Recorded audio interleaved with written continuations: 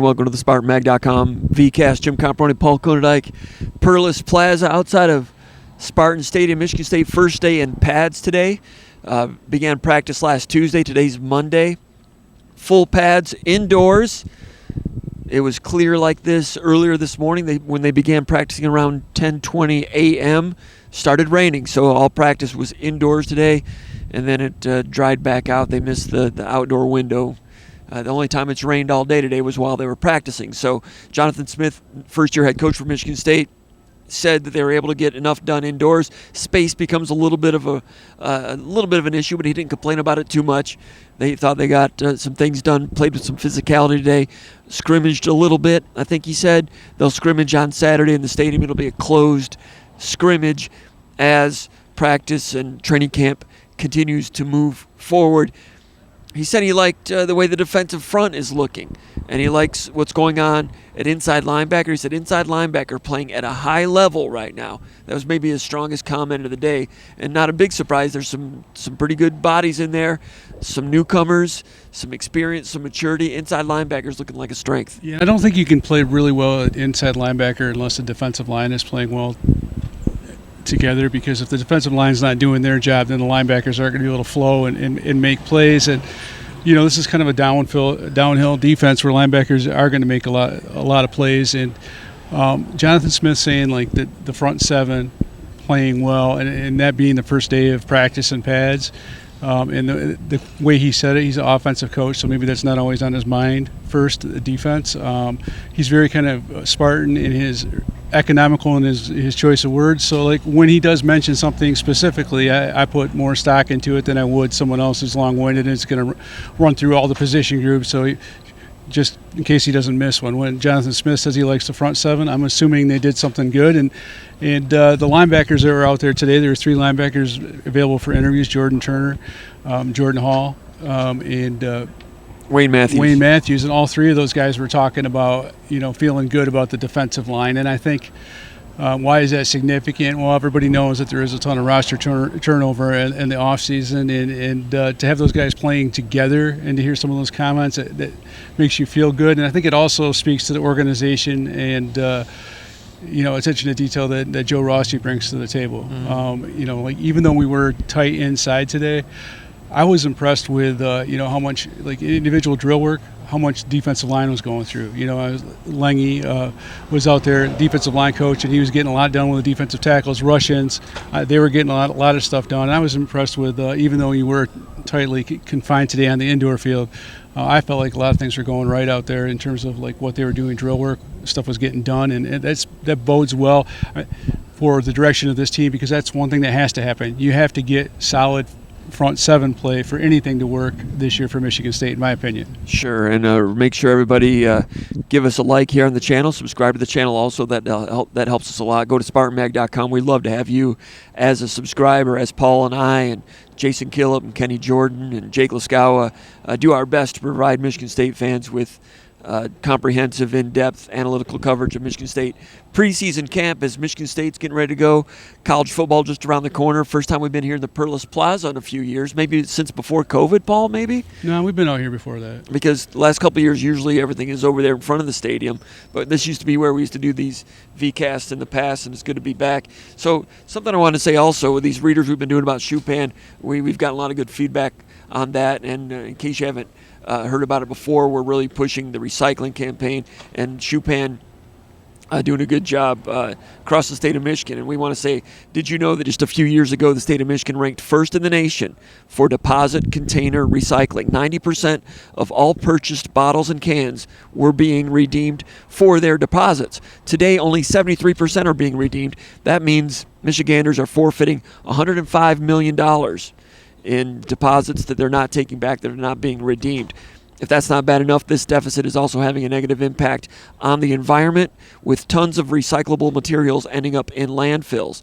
Michigan's deposit system creates the cleanest recycling material for the beverage industry to make new cans and new bottles, and it reduces the environmental impact of creating new cans and bottles. When Michigan's recycling rate drops, it hurts the environment, it hurts industry, and it hurts all of us. Help the environment, help your state, help yourself. Take them back. Take those bottles and cans back. They're your lakes, they're your roads, your beaches, and it's your dime. So take them back. It's worth your time, and everyone benefits. Take them back. A message from Shupan, a great Michigan company dedicated to recycling and dedicated to the Michigan State Spartans. So we appreciate the feedback we're getting on that, and we appreciate the support that Shupan gives Spartan Mag. We're giving that back to them as well. So take them back, people, and we're behind that for sure. Now, Paul, it's the first time we've been back here in the Perles Plaza. It's counting down toward football season. You feeling it? I am feeling it. Like today I'm feeling it because guys are in pads, and it doesn't, like I've always felt, and like I know you do. I mean, we have a lot to talk about, and there's a lot to get out of interviews, but it doesn't really count in terms of are you really in training camp until the pads come out, because that's when the real work gets done. Yes, you have install. Yes, you have different things that you can do prior to that. You can do a lot of walkthrough type stuff, but when the pads come on, the energy level goes up. And I think these next 2 weeks is really kind of, I'm not going to say it's a make or break the season, but these next 2 weeks are uber critical, if Michigan State wants to get back to being a winning football team that's contending for a bowl berth. And September's critical. Two of the key games on the schedule, at Maryland, at Boston College. Two teams that were in bowl games last year. Maryland won their bowl game, beat Auburn, won 8 games, beat Michigan State last year, 28-7, 32-9, whatever it was. Going to Maryland, they don't have Tagovailoa anymore, but right out of the gate, game number 2 and game number 4 against Boston College. Road games, Michigan State needs to be good in September that's going to be the swing before to determine whether or not Michigan State's going to have a postseason and become a bowl team. You're going to know in September. Yeah, and I think you look at the last 2 seasons were big disappointments for Michigan State, and I think one of the things that were kind of led to that disappointment was being behind schedule in winnable road games. And I felt like Maryland was, each of the last 2 seasons, Maryland was one of those winnable barometer type games that tell you where your season's going to be. I thought Michigan State played pretty good on defense at Maryland last year, but I felt the offense wasn't what they needed to be throughout that whole game. But that's why these 2 weeks are so critical, so you can get where you need to be, and you can be cohesive and comprehensive and just on the same page. I think that Michigan State in early games against decent teams the last 2 seasons just were not where they needed to be, and then we saw some decent catch up in October and in November at times, each of the last 2 years. I mean, Michigan State was in contention to go to bowl games each of the last 2 years.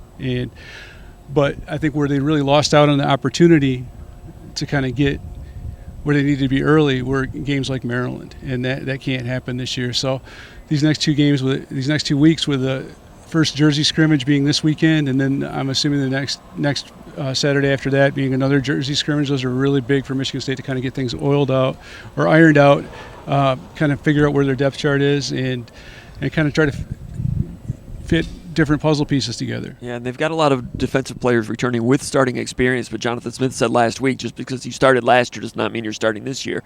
And he alluded today to that there's a lot of competition going on, and I think that's genuine, that they're filtering through to see who the starters are and who the second stringers are, as you would imagine in training camp, and they'll learn a lot when the scrimmages happen, and we'll find out on game day. They won't be announcing any depth chart. Maybe we can come out and figure it out a little bit, but there's a lot of competition, and we see it at inside linebacker. You got 2 inside linebacker positions pretty much for this team against most opponents. Florida Atlantic, I think, is a 3-receiver team. They'll be running the 4-2-5 against them.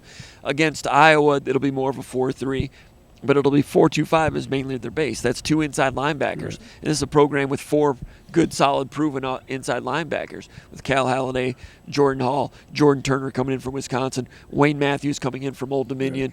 People have been impressed with his versatility, doing a good job in pass defense and so forth. Halladay is going to be pretty good. We talked about him last week. He's dropped some weight. He's got a lot of he's going to be quicker. He's got a lot of experience. I think he for a one-gapping scheme, just pulling pulling the pin and just going and attacking gap, he's going to be better. But that might not be well enough to start. I think Jordan Turner's going to have an impact here.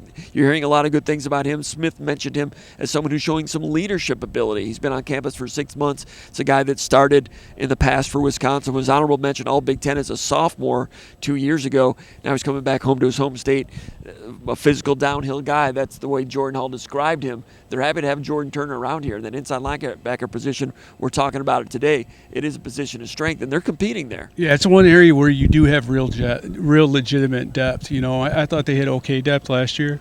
Not great, but this year it's better. And it evaporated. Once wind went down, and then Snow was trying to come back. It did evaporate, and we're not even talking about Darius Snow because he's out there doing his best, but talking about guys that have a chance to contribute, and I think it's easy to look at it and say, okay, these are the two guys that we think are going to start, or these are guys that have that chance to start. But really good defenses, quality defenses, have depth beyond the first string, and I think that's what Michigan State is going to have. I'm going to be interested to see which one of those guys helps out at rush end. Jordan Hall is repping there a little bit today, and I think that Joe Rossi, based on what I've my research and what I've observed and looking back at some of the Minnesota stuff, if he has depth and he thinks you can play, he's going to find a way to use you because it is a long season in a really physical conference. And you look at a guy like Halliday, maybe he starts, maybe he doesn't, but if he doesn't start, he's going to get some good reps, and he's going to get some reps in positions where he can help the team win games. And I think when you look at Michigan State's best defenses under Pat Narduzzi, Mark D'Antonio, or some of the Jim Tressel defenses, they've had quality linebacker depth. I can't think of too many years where Michigan State was a really good defense where they didn't have a couple of reliable plus functional guys coming off the bench at linebacker, and those guys are needed. And Jordan Hall in the spring scrimmage, for those that watched closely in passing situations, he played a rush end with two other linebackers on the field. So in third down situations, you might see all three of those guys on the field. And against a run-based team like in Iowa, maybe Michigan, you might see all three of those four, Halliday on the field with Turner and Hall. They all three can play together. Otherwise, in the set 4-2-5, Angelo Gross in the spring got a lot of time there at the nickel. Darius Snow, they looked at him as well. He's lost some weight. He needs to be quicker than he was in the spring game. But Angelo Gross, I'll be intrigued to see how he comes along in a new system. Was he operating in the past, playing three different positions, both safeties pretty much, and nickel? Was there too much volume of information and he wasn't quite able to play as comfortably as he'd like? Now that he's got experience, now that he's in a new system, we could see a new Angelo Gross. I'm not predicting that, but it's a possibility. I'll give you one example, way back in the day, Greg Cooper, when he was at Michigan State. He started out at safety, I believe, and it wasn't. There's just too much going on, and then he found a home at corner, and everything kind of clicked for him. I'm not saying Angelo Gross is going to play corner. I'm not saying that, but I'm just saying you've got to give guys what they can handle, and some guys, too much is mental overload. It's not everybody can play shortstop in baseball or softball. Sometimes it's better to be in a situation where you've got more of a phone booth type mentality, and I'm not sure what the scenario is for Angelo Gross, but I know that there's a lot of competition in the defensive backfield, and I look at a guy like Chuck Brantley, another guy that's played a lot of football here. He's not guaranteed a starting spot by any means, just by virtue of him coming back. I think the competition over there is real. The thing for me is kind of the ceiling of your team, to some degree, in a situation like in a coaching staff change situation, is determined by whether guys like Brantley or guys like Angelo Gross, if they're not starters, if they're willing to play roles. Because we're going back to that quality depth type thing. You're only as good as your two deep at times. So if an Armarion Smith comes on, and if he's a guy that Smith mentioned today is a good story, he keeps on mentioning him. And so that's a guy that did some good things before he got hurt. If, for example, he takes a starting role or takes a major role, is the guy that had a lot of playing time before. Is he willing to play a backup role and play, or a limited role coming off the bench? Is he willing to accept that role and play it to the best of his ability? And we don't know those type of things, but I think the secondary is going to be one of the more interesting things of how things shake out. there's capable guys there. You mentioned the safety position. There's 5 capable guys in there. Even with Jada Mangum going to Michigan, you have Dylan Tatum moving over there to safety. Malik Spencer's around. Angelo Gross is around. He can slide between those. You have Nakai Martinez coming in. An interception today, according to one of the players. He's a transfer from Central Florida who started 12 games for Central Florida last year, coming into the safety position, plus Armarion Smith. 4 or 5 guys going for those 2 safety positions, or 3, because they do want versatility. They want both safeties to be able to play nickel, play that slot area. So based on formation or if the offense motions some people, you can morph it, and everybody can be on the same page without moving people all over the field at pre-snap. So they want Malik Spencer to be able to play nickel, even though he's a safety by trade, and he played nickel last year against Minnesota and late in the year, so Spencer was out here last week. He's comfortable with that. But they've got some players there, some guys that have played college football. Armarion Smith played 3 games last year before he was lost for the season. I thought he was good too, man. Prior to that, he was the first safety off the bench as a redshirt freshman at Cincinnati for a very good defense.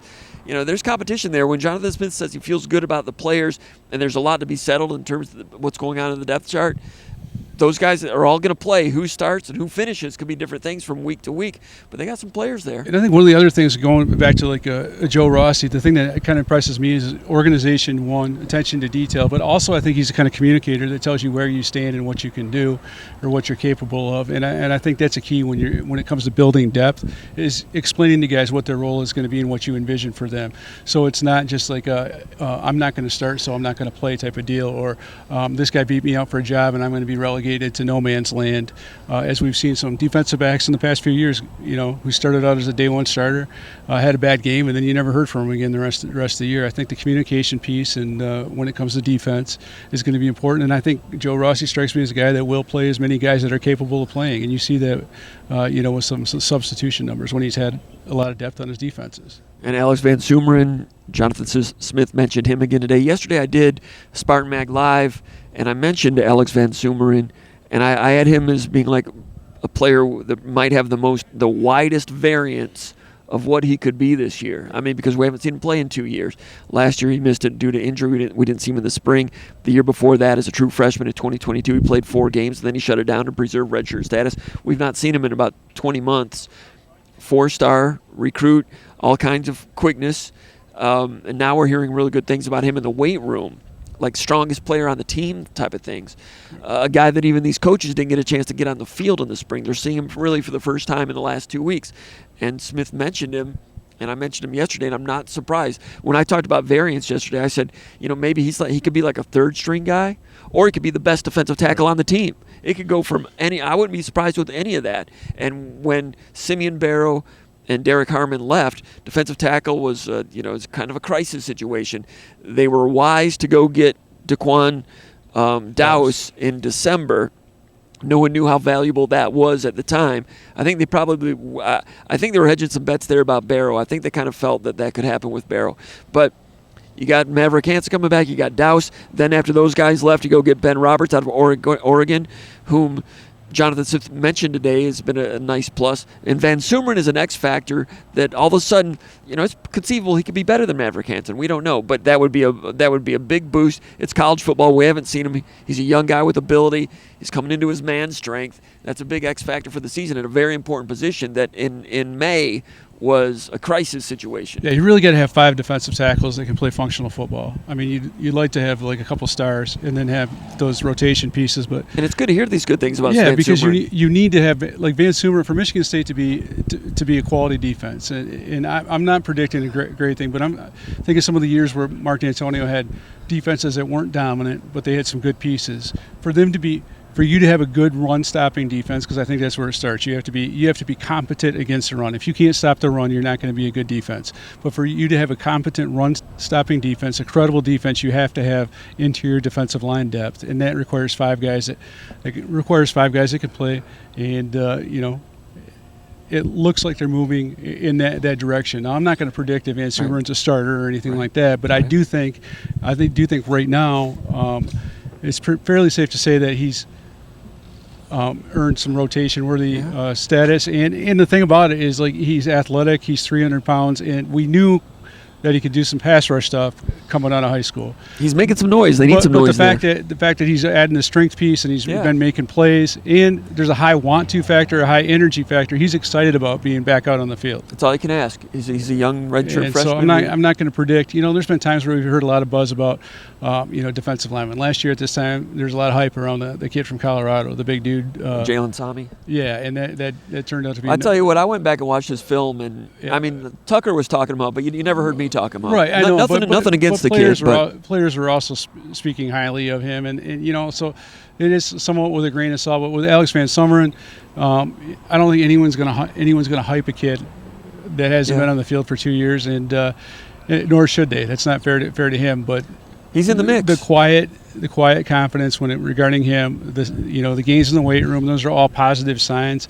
As are some of the things you're hearing about, like Daquan Dowse and Ben Roberts. That was a refreshing thing today. I think the other guy to watch a little bit is I'm curious to see how much Quindarius Dunnigan plays on the interior defensive line. I think that he can go. I mean, we saw it in the spring. He went, and they said as much as that he repped inside and out. In the spring, more outside than in. But given the need for interior defensive linemen, don't be surprised if Quindarius Dunnigan plays a little bit inside, and maybe it's just a situational type deal. Yeah. But the guy's 275 range, and he can move. Maybe more. He might be more. I know he's listed at 271 or something like that. Maybe he's listed a little bit more. He looks bigger than 271 to me when I look at him. Right. But if he's capable of playing on the interior defensive line, then you're talking about having some ingredients to cook with. Sure, and Quindarius Dunnigan, transfer from Middle Tennessee State, was second-team All-Conference in the American last year. Comes in with some physical maturity. Looked good in the spring showcase. I had him penciled in as a starting defensive end, with Jalen Thompson being the other one, but now Thompson's back at strong side. Bogle sounds like he's the first-string stand-up rush end. That's what it sounds like. But Smith mentioned Bogle again today too. So I know what we see. But when you hear the same thing, Bogle from players and coaches, and he's obviously feeling really confident in that scheme. I think it's fairly safe to say that he's probably in a position, a starting position right now. The other thing I would say too is one of the things that you hear the linebackers talking about today is now that they've had the spring in this scheme, how lots of those guys are moving faster, not thinking about learning the scheme, but they're able to play on instinct a little bit more. He's been a guy that played a lot of football, and I don't know how much he was thinking through that scheme in the spring, and it wouldn't surprise me to see him moving faster than he's moved before. Sure, and so Dunnigan is somebody I'll be curious about for the remainder of camp to try to get some clues on where he fits in and what he's going to be, because I think he can be a good every down player and a plus player potentially. And also we'll have to wait and see and keep our ear to the ground and what's going on in the corner position. Some new players there with Ed Woods coming in from Arizona State, and we have Brantley coming back, and we'll see what happens there. But up the middle, defensive tackle, it's getting it's not the crisis it was on April 30th. Inside linebacker looks good. Safety, there's some players there. And I think Joe Rossi's going to have a good defense. He's going to have people on the same page and getting as much as they can out of those players that they've inherited and went out and gotten. It's going to take a couple of years before I think they'll make progress toward being a top 10, top 15 type of defense that Rossi had at Minnesota. But out the gate, I don't write off a chance that Michigan State can have a good, solid, respectable, competitive defense this year. Yeah, the other thing that Smith said today I thought was interesting, he was talking about like things that kind of were pleasant surprises in camp thus far. And like I said earlier, he's economical with words, but he mentioned how much he likes the first-year offensive line class that they brought in. So that's something to pay attention to. And also all the defensive line, all the defensive players that were out there today, all three linebackers were talking about the cohesiveness of the offensive line. They were very complimentary of the O-line. But keep an eye on those freshman offensive linemen. Yeah, and that would be the Loniewski twins, Peyton Stewart. Peyton Stewart out of Washington. And so there, Smith mentioned some good things about them. And there's one other one from Hawaii. Raheem from Idaho. Number 55, I saw him getting some compliments today, and he's got quick feet, and he was getting corrections last week. In terms of film, Raheem Miller? I should know these things. They had Saban signed a guy named Raheem Miller, and then there was Raheem. Is it Raheem Johnson? It's Raheem Johnson, I believe. number 55 from Idaho. I don't know his name yet. There's 43 new players in the program. I know his game, but his name escapes me a little bit. Well, we know his first name is Raheem, but I think it's Johnson. And he's athletic, and I loved his film in high school. I mean, the most athletic. I remember Matt Dorsey and I talking about this. Like, when have you seen a high school offensive line commitment in Michigan State that is that athletic? I mean, I think he could be like a Big Ten level defensive lineman. He's not recruited to do that, but was a multi-sport athlete there, and he's a guy that needs to add some mass. For sure. Young guy, but the footwork is good, and he was getting some good compliments today. And I've been very intrigued to see what's going to become of him long term, because frankly, we've watched thousands of recruits over the last decades, right? But I don't have a frame of reference on a guy who looks like that. Yeah. And that's an interesting thing. That's a positive thing. We've seen a lot of guys come in. We've seen a lot of guys that come in and they were really hyped as being athletes. I think of guys like Dan Barrett, like a top David Barrett, yeah, top 7 like tackle. And we've seen some guys like that were considered really athletic. They didn't quite bend or move the way they were supposed to, but he's a guy that moves really well. I mean, it's all about incremental progress with guys on the offensive line, but he's definitely worth the investment, and it's going to take some time. And if he sticks with it and he keeps on working, I think he's going to be really good, because I do think that Michalczyk's a dang good offensive line coach. And when he was getting on him last week, it was because he wasn't using his athleticism the way that Michalczyk wanted him to. And like today, you were mentioning that he was getting some praise. So.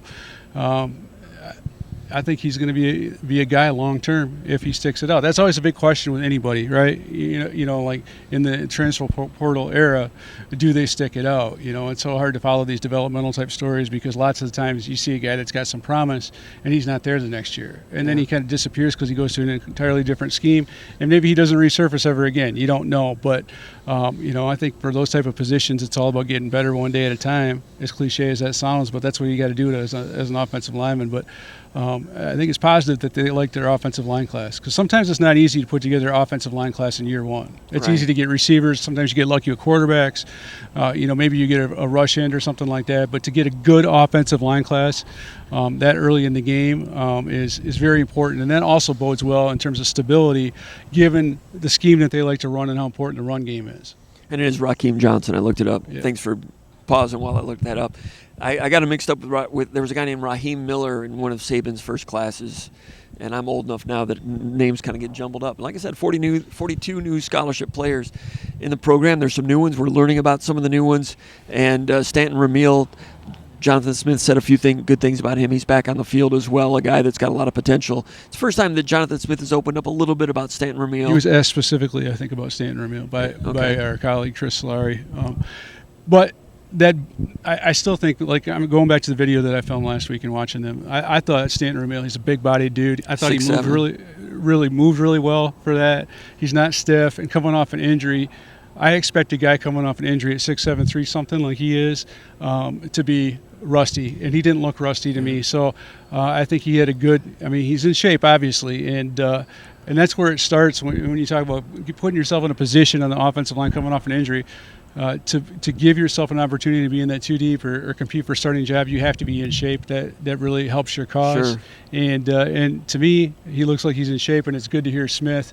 I know he's asked about him, but he was specific about some things. But he was specific, and given his brevity in words, I think that means something. And I know we'd like him to talk in a bunch of different paragraphs about guys, but I do get the feeling with Jonathan Smith and what we've been around him so far is when he does talk about a guy and when he expounds on a guy, I'm not saying take it to the bank, but I do really feel like he gives his honest opinion. And there's value to that as well. I don't want to hear that every guy reminds him of an NFL player that he had or an NFL player that he played against or played with.